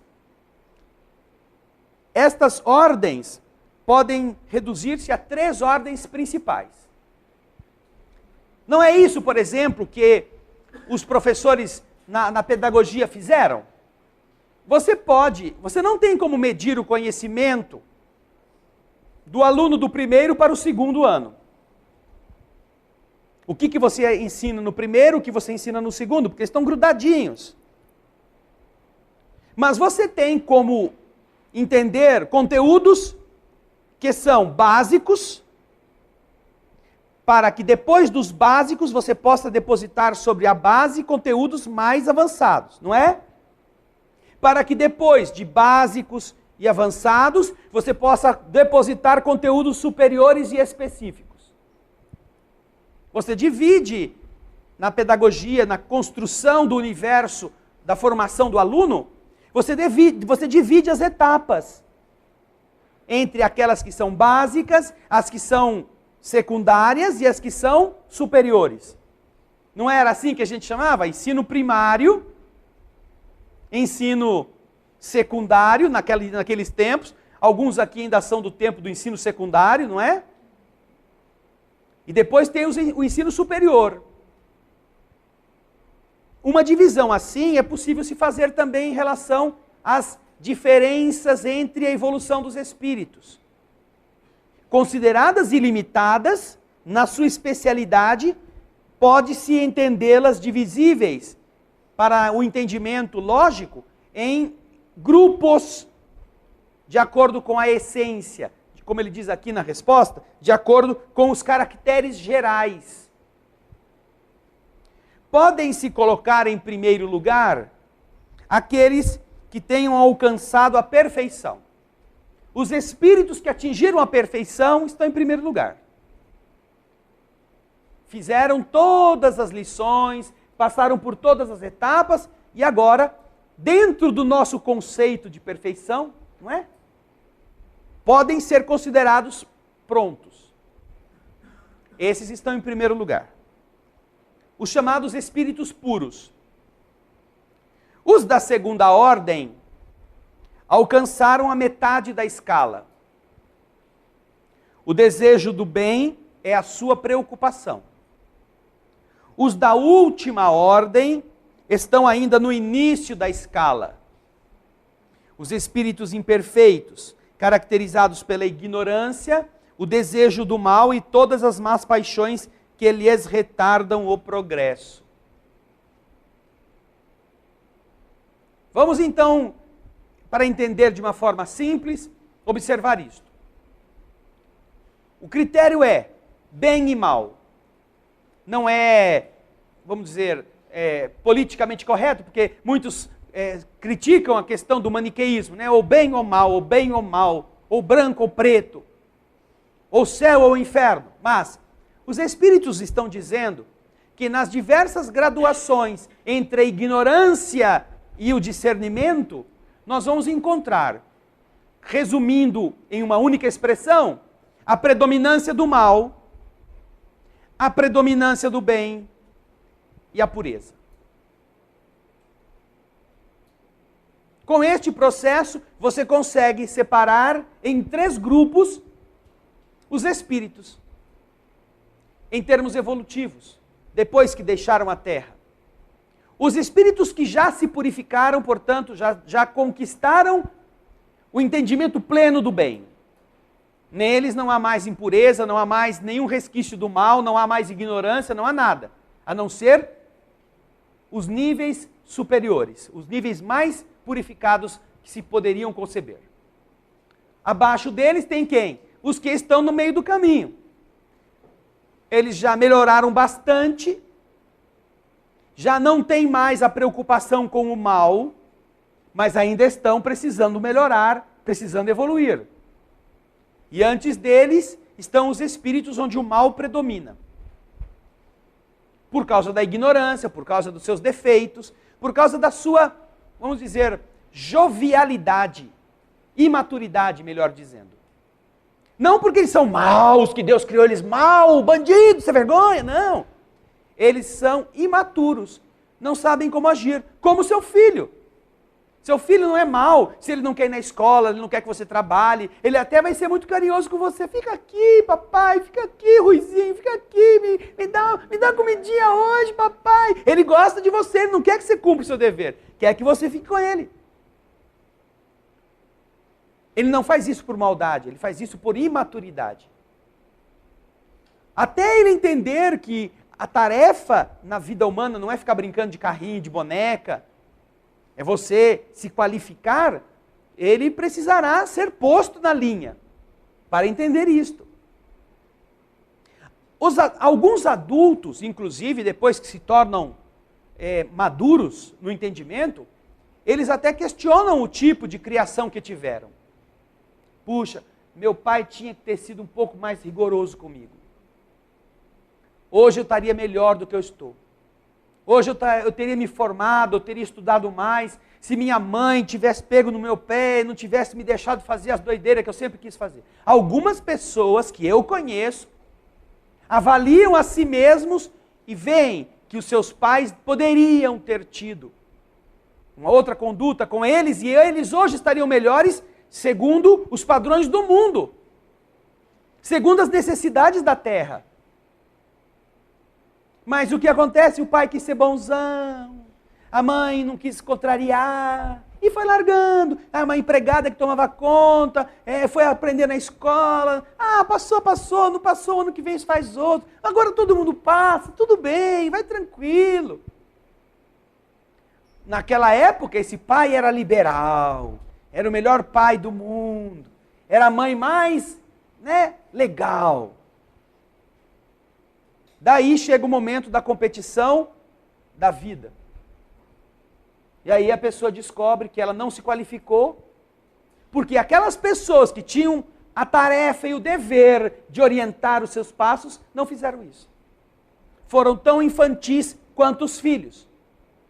Ao invés de porem os filhos para fazerem o que precisavam fazer, para que lá na frente eles pudessem entender que valeu a pena. Como já vi pessoas dizerem assim, olha, meus pais foram muito rigorosos com a gente, mas valeu a pena. Eu sou o que eu sou hoje, graças ao que aquele velho me fez passar. Ao que aquela mulher firme não deixou eu fraquejar. Graças a isso. Porque se fosse por mim, balada todo fim de semana. Era viaginha para cá, passeio para lá. Se não fosse ali, me levar na linha dura, eu era um problema. Teria sido um problema para mim mesmo. Então, o adulto, quando torna-se mais lúcido, ele descobre como acertaram ou como erraram com ele quando ele era criança. É isto que faz com que os espíritos superiores que estão orientando o livro dos espíritos nos eduquem a respeito. Existem os ignorantes por serem imaturos, que vão querer sempre o que é mais fácil, mais gostoso e mais rápido. E por isso é mais rápido tomar do outro, é mais fácil prejudicar a pessoa que está perto de mim, é mais fácil eu ter todos os direitos e os outros que se danem. É mais fácil, ou não é? É muito mais fácil. Estes são os espíritos na faixa primária da evolução. Depois vem os outros que estão na fase mediana da evolução, que são os que já perceberam que estas coisas não são boas. Que existem coisas ruins que decorrem deste comportamento. E estão se esforçando para vencer neles mesmos esses defeitos, construindo o bem no lugar das sandices do mal. E quando ele melhorou muito e já não tem mais o que aprender, por fim ele termina no destino, como espírito puro, como perfeição, a que esse pode aspirar como criatura divina. Entenderam este processo? Que dá mais ou menos uma direção no nosso raciocínio para separarmos estes grupos. Não é que o cara do segundo ano sabe muito mais do que o do primeiro ano. Às vezes o cara do primeiro ano é até mais inteligente que o do segundo, só que ele começou depois, então o outro está na frente dele. Agora, certamente que o cara da sexta série sabe mais do que o cara do segundo. É ou não é? Porque se numa escola da sexta série souber menos que o do segundo, essa escola tem que ser fechada. Porque quem é analfabeto é quem está dirigindo a escola. Então, os grupos dão a nós essa noção clara de ver, no primeiro, a imaturidade condicionando a pessoa a praticar o mal. No segundo, o desejo do bem, que é já uma preocupação. Não é uma prática absoluta. Porque se fosse uma prática absoluta, a segunda já seria pureza. Na segunda, ainda existe um resquício da ignorância. Passo a passo, o espírito vai se esforçando para perdê-la. E na primeira, ele já perdeu tudo, o que não deveria estar mais na condição espiritual, e agora já é um espírito categorizado, na condição de espírito puro. Dúvidas a esse respeito, acerca disso que Kardec está explicando aqui? Pode levantar a mão e perguntar. A respeito desses três pedaços? Alicerce, parede e teto. Vai lá, Gaspar, por favor. Isso não quer dizer que, tendo essa escala, que eu sendo um espírito assim, bem primitivo, pouco evoluído, eu não possa estar alcançando o último grau sem estar passando. Sim, o é terceiro, uma escala né? evolutiva. É uma escala Porque evolutiva. o próprio Evangelho diz, né, que no seu último suspiro você pode estar melhorando, vamos dizer assim, 100% a sua encarnação nessa terra. Não é? O Evangelho não fala isso. Tem uma passagem do Evangelho. Então me diz. Que ele diz assim, eu tenho que ter ele aqui, que ele diz assim, no seu último suspiro, né, Deus permite que você possa estar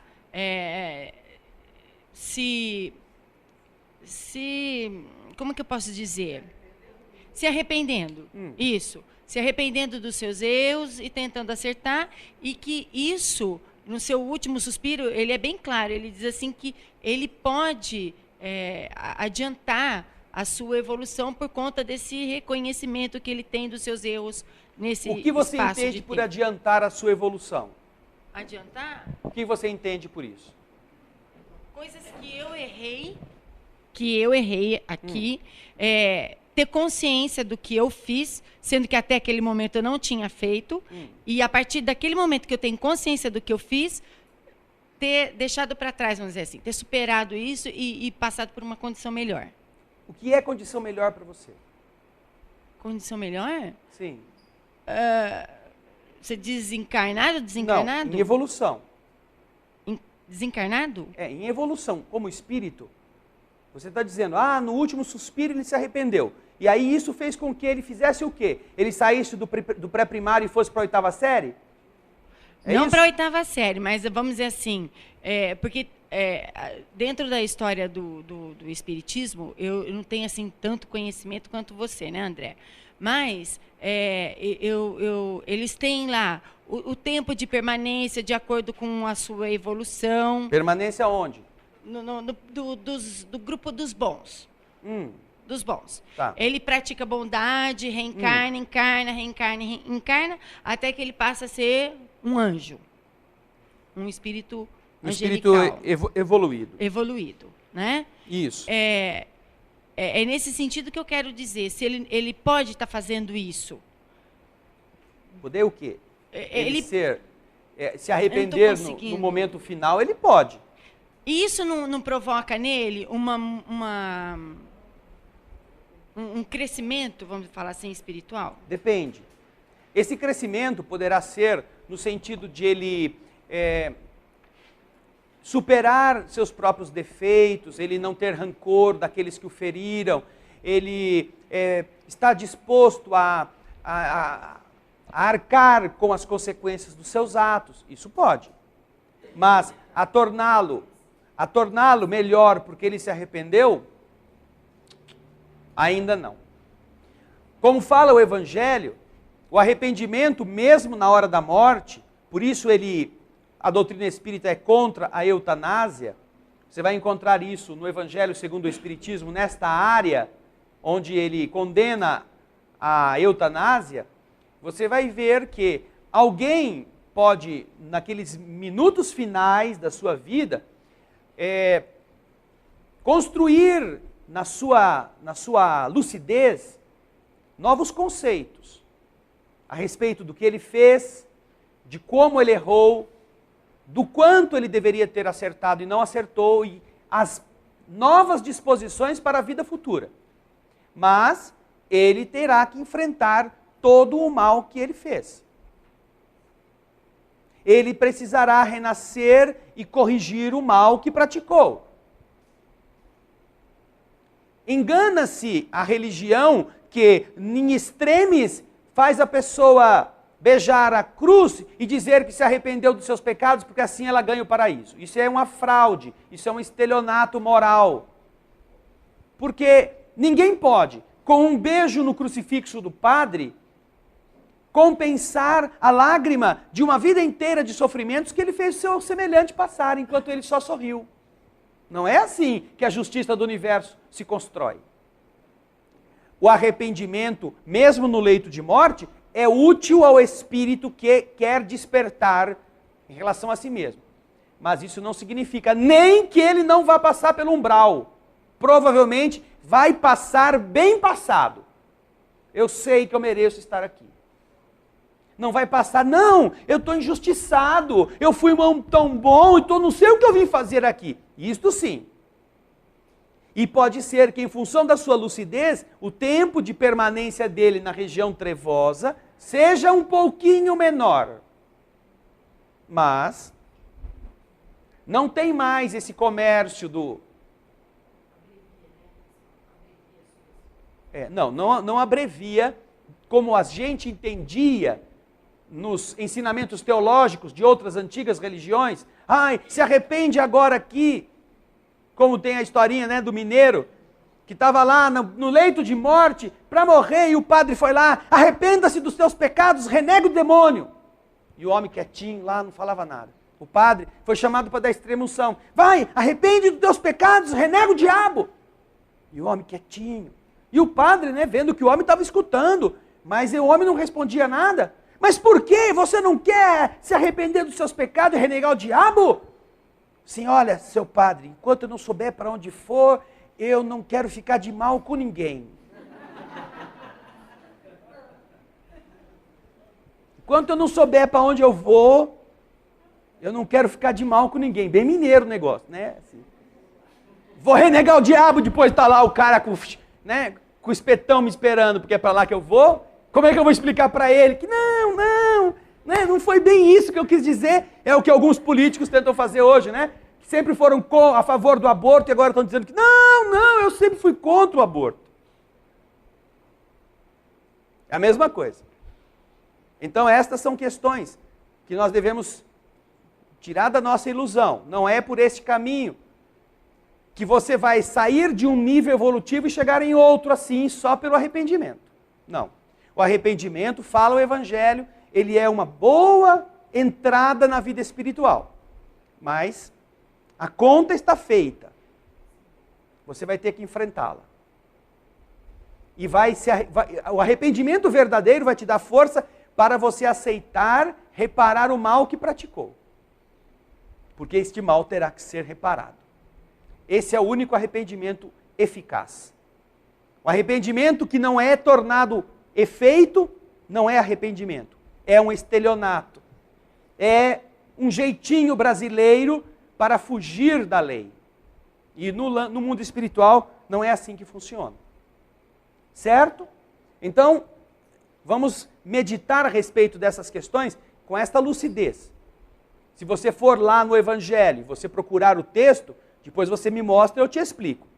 Mas você verá que o Evangelho é muito claro a esse respeito. Não se atalha ao paraíso só pelo arrependimento. Bom, nós vamos parar nessa questão. A pergunta 98 será da próxima semana, para que agora a gente possa passar a responder as perguntas dos nossos ouvintes e daqueles que estão aqui participando conosco também.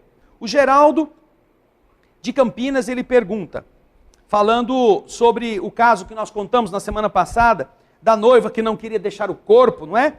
Por ver o noivo desencarnado. Ela estava já desencarnada, mas o noivão chegava, vem benzinho, e ela não queria saber do noivo, porque ela achava que o noivo já tinha morrido, e ela não queria saber de morrer, não é? E ela achava que estava viva ainda, então ela não conseguia desligar-se do corpo. Então, ele pergunta, se a noiva foi entregue ao noivo, por que ela não foi para o umbral? Bom, naturalmente que naquele caso específico, ela não precisaria passar por essa situação. Se tivesse que passar, obviamente não teria sido entregue a um destino diferente, não é? Não teria.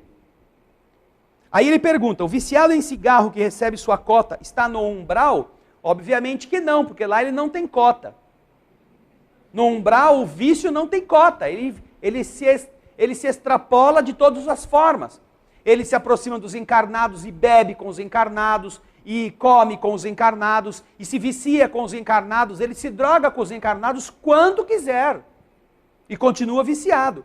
Nós citamos na semana passada que nas colônias de recuperação, espíritos viciados em diversos tipos de vício, como nos ensinou o Chico Xavier, eles recebem no tratamento de despoluição psíquica a ajuda destes recursos, como era o caso de um número X de cigarros fluídicos, feitos com os mesmos componentes daqueles que eles estavam acostumados a fumar na Terra, por 1 ano aproximadamente, para que eles possam ir fumando cada vez um pouco menos, até que em 1 ano, junto com os outros tratamentos, eles possam se recuperar da dependência.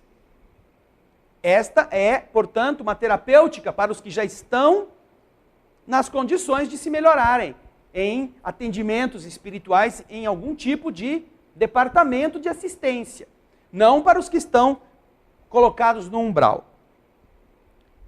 Por isso, Geraldo, é que é assim que o mundo espiritual nos ensina a respeito dos tratamentos. Porque no umbral não há tratamento, não é? O umbral é o desejo tomando conta daquilo que a pessoa quer. Obrigado, Geraldo, um abraço para você. A Simone de Salto de Pirapora pergunta, como posso ajudar uma criança de 8 anos que vê espíritos desde muito pequena e acorda na madrugada com um tipo de terror noturno? Bem, Simone, a primeira coisa é tratar essa criança com naturalidade. As pessoas adultas costumam endeusar crianças que veem espíritos ou que dizem isto. E as crianças, então, elas podem ficar ou uma coisa ou outra. Ou elas podem ficar muito mais assustadas, ou elas podem ficar muito mais convencidas. E achar que elas são a última Coca-Cola do deserto. E tem gente grande que fica na dependência. Filhinho, e aí? Você viu hoje alguma coisa? Papai vai sair. Você acha que dá para sair? Naturalmente, a criança tem que ser tratada com normalidade. Ensina-nos os espíritos amigos que até essa faixa, a criança está na Terra há menos tempo do que estava no mundo espiritual. O corpo ainda está sendo formado, portanto, é muito comum que crianças de todas as idades, desde aquelas que começam a ter a interação com os adultos, até essas idades de 6, 7, 8 anos, elas têm uma sensibilidade maior. É normal isso. Então, trate a criança com naturalidade. Ao invés de ficar perguntando, curioso ou curiosa, não é? Não. Olha, que bom, filhinho. E aí, tudo bem? Que mais? Teve alguma outra informação? Que bom, olha. Agora, você despede do seu amigo que está na hora da gente ir dormir. E quando você vai levar a criança para dormir, faça oração com ela, ensine a criança que aquilo é natural, que aquilo é normal, que vai chegar um dia, provavelmente, que ela não enxergará mais, que ela não verá mais isto. Mas que isto vai passar sem que ela seja traumatizada com a questão. Quando ela acordar durante a noite, você estando com ela, pode fazer uma prece. Nenê, vamos fechar o olhinho, vamos pedir para o Papai do Céu, para que você continue o seu sono sem problema. E às vezes até a criança vir dormir, né, no seu quarto para se sentir mais segura, isso pode ajudá-la. Agora, é natural isto. Os espíritos explicam que esta é uma fase interessante, porque a criança ainda tem a sua lembrança muito aberta em relação ao mundo espiritual de onde ela veio. Tá bem? A oração em família é muito importante. Por quê? Porque nestes casos, as crianças são mais sensíveis e os adultos trazem muito lixo para casa. Não me refiro a você, Simone, especificamente. Falo de todos nós. Nas lutas do dia a dia, nos problemas que nós temos que enfrentar, nós, com pensamentos ruins, vamos nos poluindo. E quando a gente volta para casa, as vítimas, em primeiro lugar, são os nossos filhos. Dessa vibração ruim que a gente traz. Então eles ficam indóceis, ficam briguentos, ficam choramingando, eles ficam irritados, eles brigam um com o outro, eles fazem um fuá. E por falta de prece, por falta de uma oração em família, que ajudará muito a equilibrar o ambiente e ao adulto também se sentir aliviado das vibrações ruins que ele trouxe consigo, do dia a dia lá fora. A Laura de São Paulo. Por que uma pessoa, apesar de ter ciência do que é certo e do caminho que deveria ter seguido, insiste em permanecer acomodada em sua situação atual, sem um verdadeiro esforço para alcançar saúde física, saúde espiritual? E chega até mesmo a valer-se de argumentos contundentes contra aqueles que procuram, com sinceridade, alertá-lo e desejam sua melhora. Por que isto? Porque a pior das doenças, Laura, é a chamada doença da vontade. Nós todos padecemos dessa doença em alguma área. Não gostamos de fazer certas coisas. Mas, se você assistiu o filme Nosso Lar, e se não foi, vá assisti-lo, você verá uma situação interessante que só está no filme. Essa situação não existe no livro. Mas ela é tão interessante e é tão verídica, que no filme ela nos dá uma boa ideia a respeito. Aquela neta da dona Laura está no filme na casa da sua avó, no plano espiritual, sendo tratada. Mas ela é indócil, ela é adolescente, não é? Ela é contra tudo. Se tiver alguma coisa que põe a ordem, ela é contra.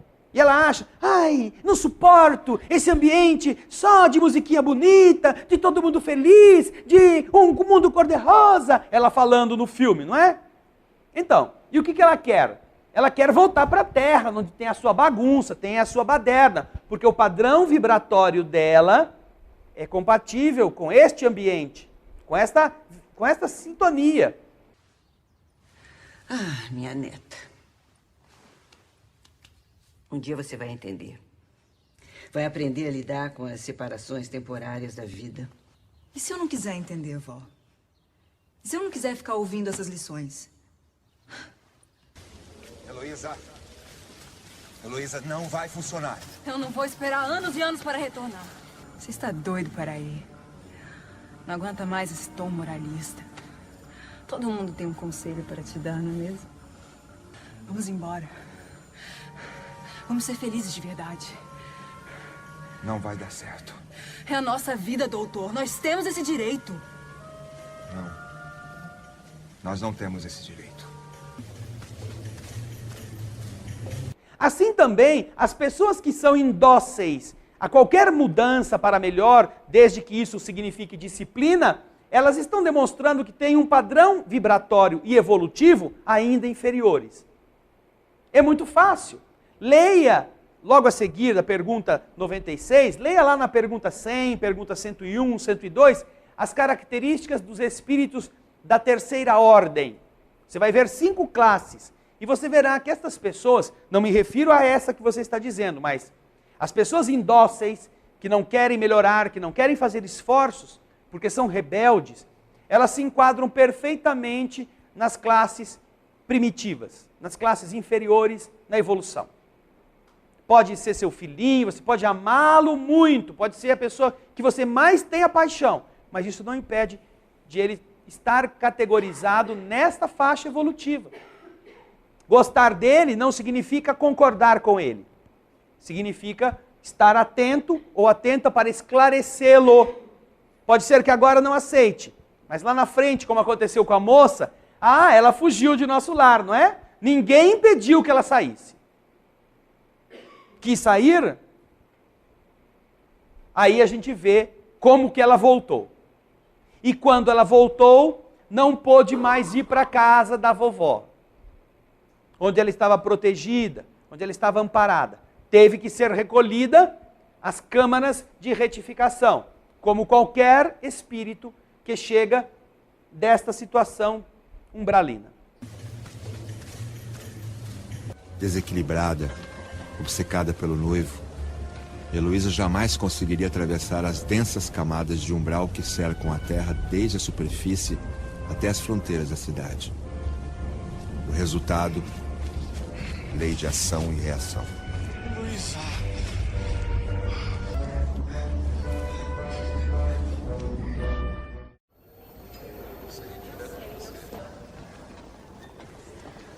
Você tinha razão, doutor. Eu não consegui. Eu nunca pensei que fosse dizer isso para você. Mas um dia todas as respostas chegam. Todas. Então é isso, Laura. Devemos sempre continuar perseverando.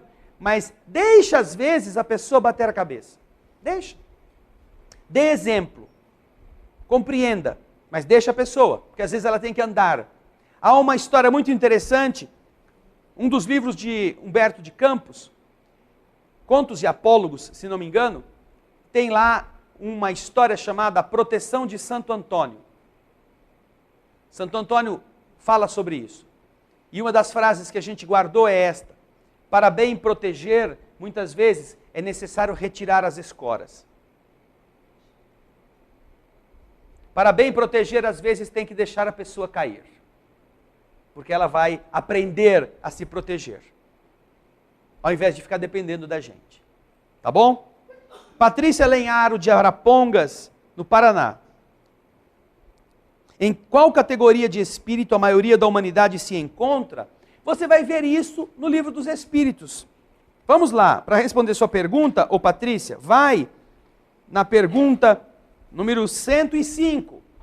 Todos podem ir na pergunta 105 do Livro dos Espíritos. 7ª classe. Está esta pergunta inserida na ordem dos espíritos imperfeitos, os espíritos mais primitivos do que qualquer outro. Acharam aí? 7ª classe. Espíritos neutros.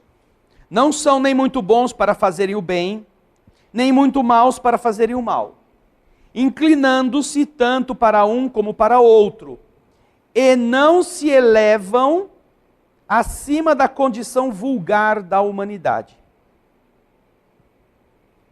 Condição vulgar da humanidade. A condição comum da humanidade é esta. Espíritos neutros, que são bons de dia e ruins de noite, ou bons de noite e ruins de dia. Bons quando tudo vai bem e ruins quando a coisa fica preta. São os que compõem a maioria da humanidade. Espíritos neutros. Portanto, espíritos que estão no nível imperfeito, na 3ª ordem de espíritos. Tá bom? Obrigado pela sua pergunta. Tá, a Josana de Macaé. Gostaria de saber se é verdade que estamos passando por uma transformação de nossas células genéticas e que por causa disso sentimos os efeitos colaterais, de vez em quando desagradáveis. Dizem que é normal esses efeitos. Se for verdade, é para podermos acompanhar a adaptação das crianças cristal e outras? Deixa a pergunta inteira na tela, por favor. Vamos separar algumas coisas. A primeira delas é que nós não acreditamos nessa questão de criança cristal, criança índigo, criança abobrinha, chuchu ou bananeira. Isso não é uma visão da doutrina espírita. Isso é uma invenção de psicólogos americanos que só têm feito um péssimo serviço no endeusamento de crianças que estavam talvez precisando de castigos e que estão sendo tratadas como pré-deuses. Criança, na visão espírita, é um espírito em evolução que precisa de educação. Ah, mas não estão reencarnando crianças melhores? Eventualmente sim. Mas se você for no capítulo 18 da obra A Gênese, você verá quais as características dos espíritos da nova geração. Lá estão explicitadas quais são as características de espíritos que agora são crianças ou já se tornaram adultos e que fazem parte da nova geração. Eles têm a precocidade, são precoces, mas têm uma espiritualidade inata. Ele tem uma inclinação para as coisas espirituais. Não é para o espiritismo, para as coisas espirituais. Então, se o seu filho é precoce, se ele é um gêniozinho, e o que ele mais gosta de fazer é amarrar bombinhas de mil no rabo do gato, ele não é uma criança índigo. É uma criança que precisa de cadeia. É uma criança que precisa de disciplina, para que não precise de cadeia depois. Ai, meu Deus, mas ele fala cada coisa. Hoje em dia a criança já nasce falando da mulher bananeira, da mulher melão, da mulher melancia, porque o pai e a mãe não fazem outra besteira a não ser assistir o que não presta. Então a velocidade da comunicação agilizou muito o despertamento infantil. Também falam palavrão logo cedo, maliciam as coisas desde os primeiros raciocínios, aprendendo com os adultos. Não significa que eles sejam mais evoluídos. Bom, agora, existe por aí como é comum em todas as épocas, não é? Um movimento que fala que nós estamos passando da terceira para a quarta dimensão e que vai haver um aumento de vibrações e que as nossas células vão ter que vibrar num outro padrão e é isso que faz as pessoas às vezes se sentirem, está transformando. Então alguns recebem mensagens de ET, outros recebem mensagens de entidades que dizem que são esse, que são aquele, que são aquele, que são aquele. Nós não dizemos que isso é mentira, mas também não queremos dizer que é a pura verdade. Nós respeitamos. Naturalmente existem espíritos amorosos que nos querem alertar, que nos querem dar, não é, um novo entendimento das coisas. E a doutrina espírita tem feito muito este papel porque nos está dizendo que é com a melhora do nosso sentimento, do padrão dos nossos pensamentos, que nós construiremos para nós uma atmosfera melhor. Agora, não se trata pura e simplesmente de um negócio mecânico. Não, minhas células vão melhorar, porque assim eu vou continuar na Terra. Não. Quando nós nós fizemos um programa falando sobre isso, a questão em que voltagem você funciona, 110 ou 220, nós estávamos falando sobre a transformação dos motores na Terra, comparando que aqueles que não se adequarem a uma vibração mais elevada, mas é uma adequação moral, uma adequação espiritual, uma adequação de conceitos interiores e vibrações. Eles não vão poder funcionar no motor, numa outra rede, numa vibração diferenciada, num padrão novo. Mas isto é uma questão que nós usamos a expressão 110, 220 para fazer as pessoas entenderem. Não para dizer que, é porque agora os raios cósmicos vão entrar no nosso corpo e vão mudar o nosso gene, o nosso DNA, etc, etc, etc. É um pouco eu acho que uma fantasia saudável, não uma fantasia de levar a pessoa para o sanatório, mas que é preciso a gente tratar disso com menos, uma crendice menos assim, mística, se nós somos espíritas ou gostamos da visão espiritual e entendermos isto como algo que está vinculado à nossa vibração interna, ao nosso estado de ligação com princípios nobres, como Jesus nos disse. Nós tivemos pessoas, e eu falo isso por coisas que já aconteceram, e não me refiro aqui a você. Essa questão, Josana, nos leva a entender a seriedade deste processo por uma outra questão. Não faz muito tempo, um grupo de seguidores de um desses videntes de plantão, segundo a visão do cara, ia ter um cometa, que atrás do cometa vinha uma nave espacial buscar todos os adeptos da sua seita. Então, na noite X do ano tal aí, de uns 10 anos atrás, ele, na casa onde todos se reuniam, deu veneno para todos e todos beberam porque iam na cauda do cometa encontrar uma nave espacial, né? Um suicídio coletivo produzido pela exaltação mística e pela falta de bom senso. Ninguém sabe se eles não encontraram a nave espacial. Vejam só, se tiver que encontrar uma nave espacial, a nave espacial vai parar aqui, vai falar, moçada, vocês querem entrar? Entra. Agora, se você tiver que morrer, que desencarnar, para ir para a nave espacial, conta outra. Não, é porque na dimensão em que eles estão, então eles me desmaterializam. Olha, vocês vão deitar aí, nós vamos rezar para os nossos amigos, né, de outra dimensão, e eles vão nos desmaterializar e vão nos levar embora.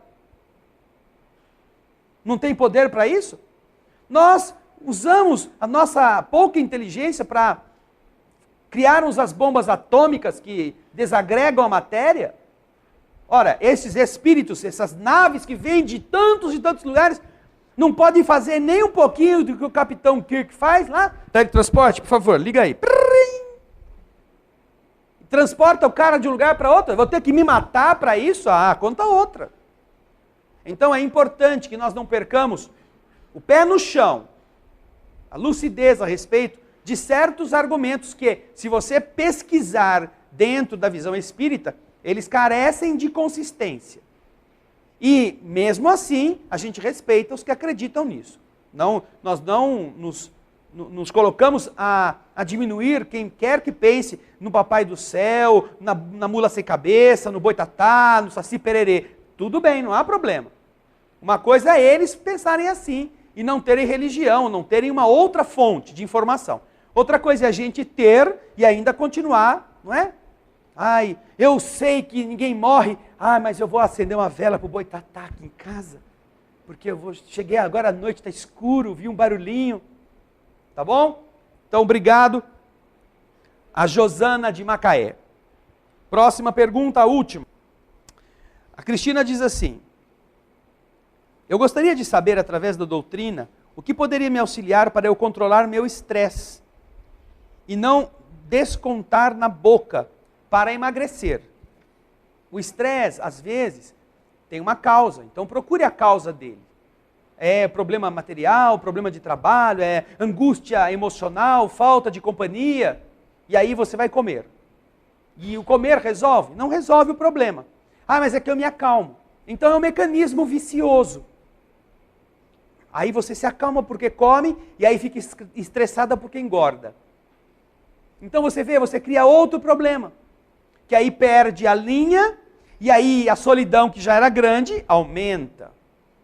Porque os homens vão atrás de gente que está na linha.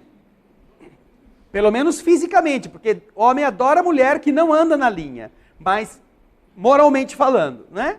Mas fisicamente ela tem que estar na linha. Então você tem mais causa para se estressar do que... Se você entender que você não está perdendo ao se controlar, ao contrário, você está conquistando, você saberá vencer. Porque esse é um problema da sua vontade. O que está doente não é nem a sua boca, nem a sua emoção, é a sua vontade. E olha uma coisa, eu digo a você, já disse para muitas pessoas que aqui vêm assistir nossas palestras. O problema de engordar ou de emagrecer não é o problema de você parar de comer. É você perder 20 gramas por dia. Só. A engorda ou o emagrecimento dependem de 20 gramas por dia. Às vezes de 10 gramas por dia. Se você, ou em exercício físico, ou em diminuição do que ingere, perder por dia o que pesa um frasquinho de colírio, um frasco de colírio pesa 20 gramas. De 20 ml, né? Não é aquele colírio de 1 litro. 20 ml. Você começará a emagrecer em 10 dias 200 gramas. Em um mês, 600 gramas. Em 10 meses, 6 quilos. Em 12 meses, 6 quilos e 400 gramas. Você termina um ano com 6,5 quilos abaixo do seu peso original daquele ano. Só emagrecendo 20 gramas por dia. É difícil? Se a gente não for capaz, a nossa vontade, não for capaz de emagrecer 20 gramas por dia, nem o remédio que a gente for tomar vai nos ajudar a fazer isso. Porque a maioria quer emagrecer com o peso do remédio que o médico passa e a doença que o remédio produz. Ou com a cirurgia que faz para diminuir o estômago, mas não diminui a cabeça, né? Não diminui a vontade de comer. E às vezes a pessoa não respeita isso. Se ela passar a ter condições de comer de novo, ela come. É um problema, né? Daqui, ó, o exercício da vontade. Mas não precisa perder, não precisa parar de comer. Perca 20 gramas por dia. Crie esse desafio para você. 20 gramas por dia. Todo dia, hein? Até você chegar no seu peso. O peso que você deseja. E aí o que você vai fazer? Comer tudo de novo. Então não perca, não. Fique do jeito que está. Porque se você está perdendo para depois poder ganhar, você já está com ele. Não morra, não. Administre o seu estresse. Administre o que você não consegue por causa do excesso de peso. Agora, se você quer, aí sim. Aí você não vai conseguir para depois perder. Você vai conseguir para manter. E isso se chama disciplina. Disciplina. Muito obrigado, Cristina. Um grande abraço para você e boa sorte.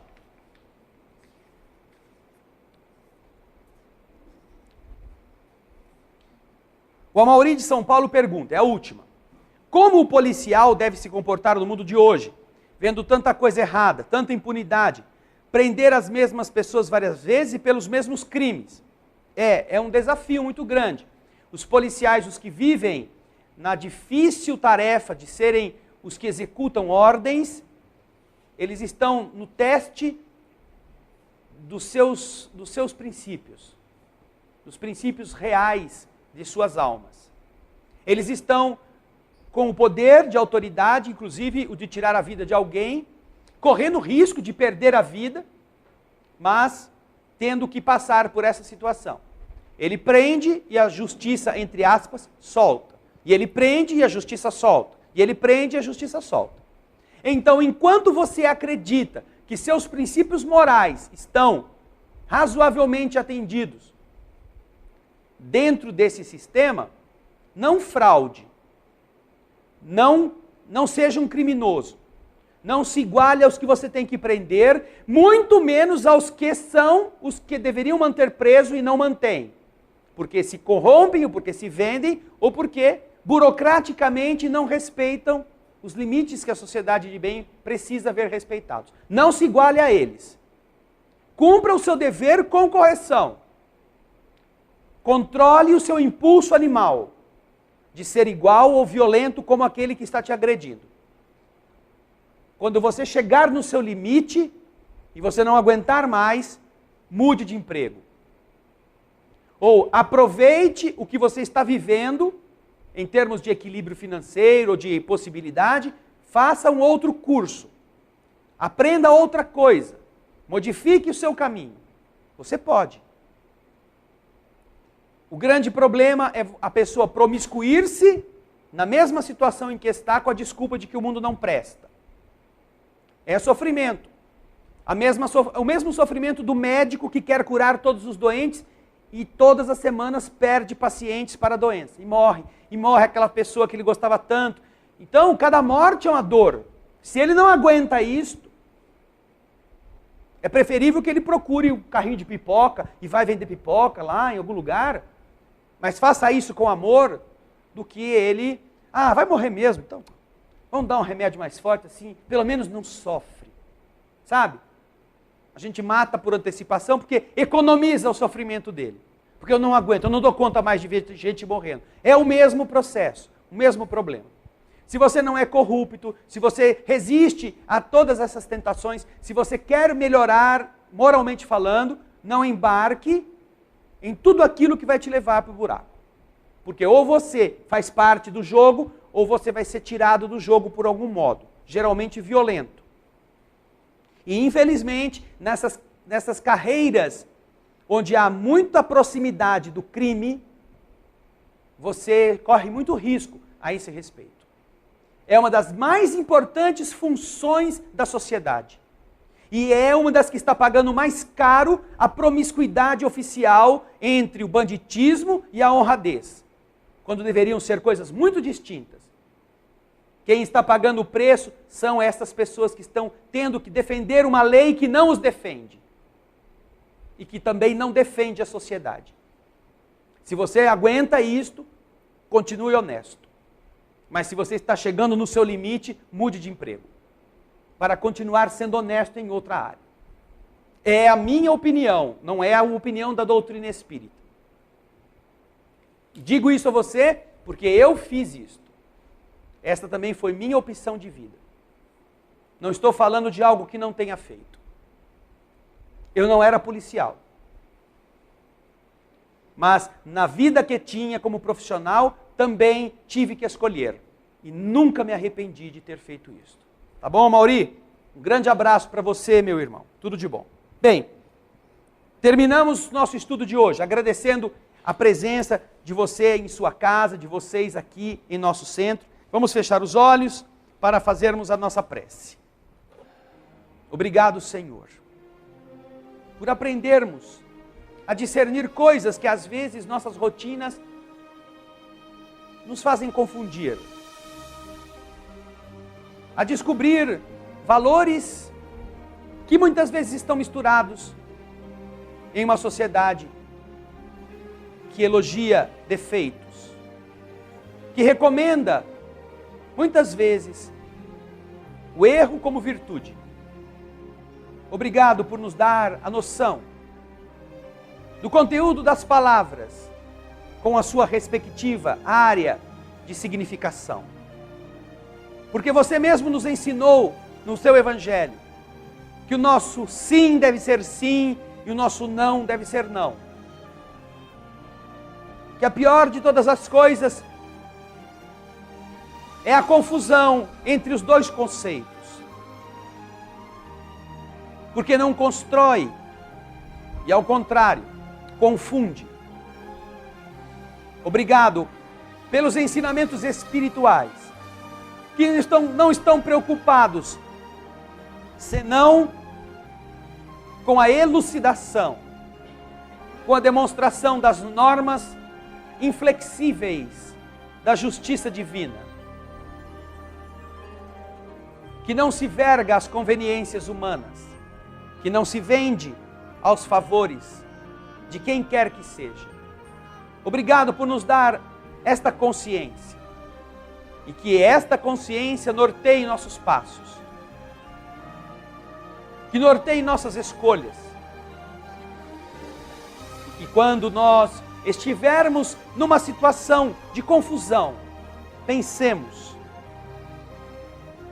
quais os conceitos válidos para que nós os adotemos. A luta da consciência entre o ganha-pão e o risco moral pesa sobre todos, não só sobre o nosso irmão Amauri que nos perguntou. Mas a maioria confunde o interesse material com a decência moral. E por causa do estômago, corrompe a consciência. Que a gente aprenda a não ser assim. A participarmos da vida com a consciência limpa, ainda que tenhamos errado em muitas coisas, mas uma consciência que reconheceu o erro e que fez tudo o que podia para corrigi-lo. Só assim estaremos de pé. Só assim não precisaremos ter medo de nada, nem medo de nós mesmos. Obrigado, Senhor, por aprendermos nas lições espirituais como a gente pode fazer o bem, mesmo sem ser bom, e afastarmos-nos do mal, mesmo que ainda não o tenhamos vencido, todos os dias. Aceita a prece que deixamos aos teus pés e que encerra o estudo desta noite. Pai nosso,